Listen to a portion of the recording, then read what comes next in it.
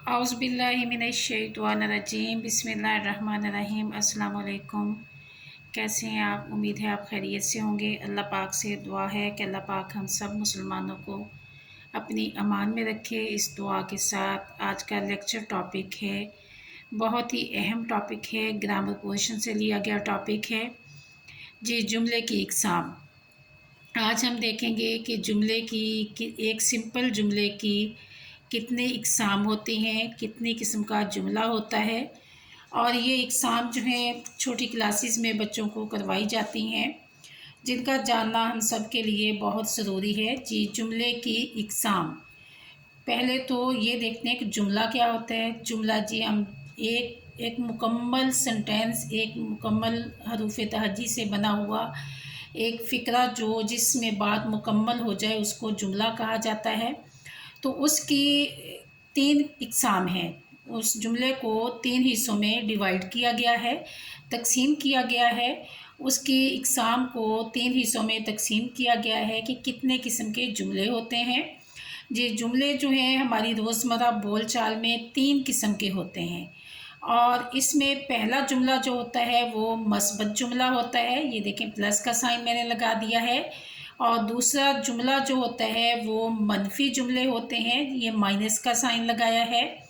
और तीसरा जो इसकी किस्म है, तीसरी किस्म, वो है सवालिया जुमले जी। मस्बत जुमले में ऐसे जुमले आते हैं जिसमें हाँ में जवाब होता है, जी हाँ में जवाब होता है।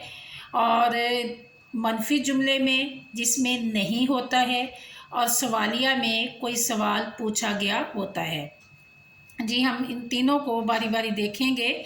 पहले हम देखते हैं मस्बत जुमला जी। मस्बत जुमला जो है जिस जुमले में काम का करना या होना ज़ाहिर हो, जिस जुमले में काम का करना या होना पाया जाए या ज़ाहिर हो, यानी में उसमें काम किया गया हो, हाँ में किया गया हो, नहीं ना हो, सवालिया ना हो।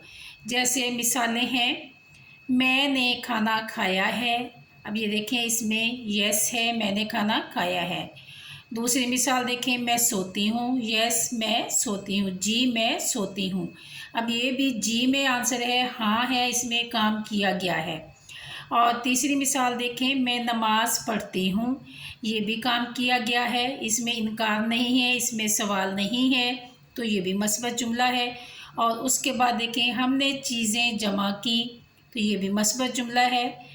जब हम किसी से पूछते हैं कि आपने क्या किया, तो वो कहे मैंने खाना खाया है, मैंने नमाज़ पढ़ी है, तो ये सारे क्या हैं, ये मस्बत जुमले हैं।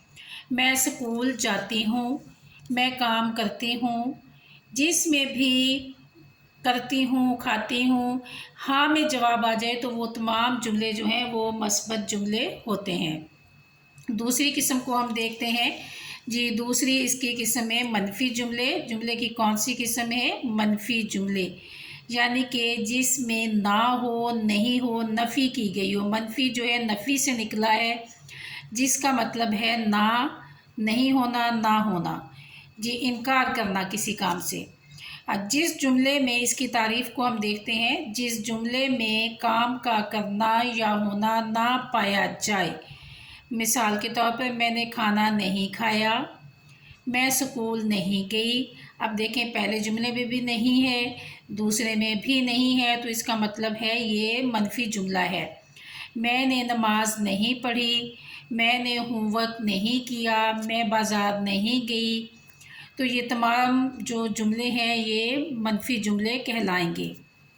और आखिर में तीसरा टॉपिक जो है वो है सवालिया जुमले जी। सवालिया जुमले, और इसका साइन जो है वो सवालिया, जब कोई सवाल पूछा जाता है तो ये वाला साइन जो है लगाया जाता है। जिस भी जुमले के आखिर में ये वाला निशान आ जाए तो वो सवालिया जुमला होता है, जिसमें कोई सवाल किया गया है, कुछ आपसे पूछा गया होता है जी। सवालिया जुमले हैं, इसकी तारीफ़ है जिस जुमले में कोई सवाल पूछा जाए, आखिर में सवालिया निशान, ये देखें ये निशान है इसका, ये वाज़े तौर पे लिखा हुआ है, लगाया हुआ है, लगाते हैं। ऐसे जुमले को हम सवालिया जुमले कहेंगे जी। कुछ मिसालें हैं जो मैं आप लोगों को बताऊंगी کیا تم نے نماز پڑھی؟ اب اس میں کیا پہلے آ گیا ہے اور یہ سوال کی علامت ہوتا ہے کیا، کیوں، یہ جب پہلے آ جائیں تو اس کا مطلب یہ ہوتا ہے کہ ہم نے سوال کیا ہے۔ اس کے بعد دوسرا ہے کیا تم نے ٹیسٹ یاد کیا، اور سوالیہ نشان آگے ہے۔ پھر اس کے بعد ہے کیا آپ اسکول گئے، اس میں بھی سوالیہ نشان آ گیا، کیا پہلے آ گیا تو یہ ایک سوالیہ جملہ ہے۔ آپ اسکول کیوں نہیں گئے، اب یہاں پہ کیوں بھی سوال کی ہی صورت میں ہے کہ کیوں نہیں گئے، یہاں بھی پوچھا گیا ہے کہ کیوں نہیں گئے، سوال ہی پوچھا گیا ہے تو یہ بھی سوالیہ جملہ ہے۔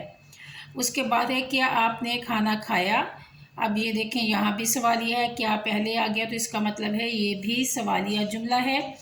جی ہاں، یہ جملے کی اقسام تھی جن کو یاد کرنا بہت ضروری ہے، اس کی سمجھ ہونا بہت ضروری ہوتا ہے۔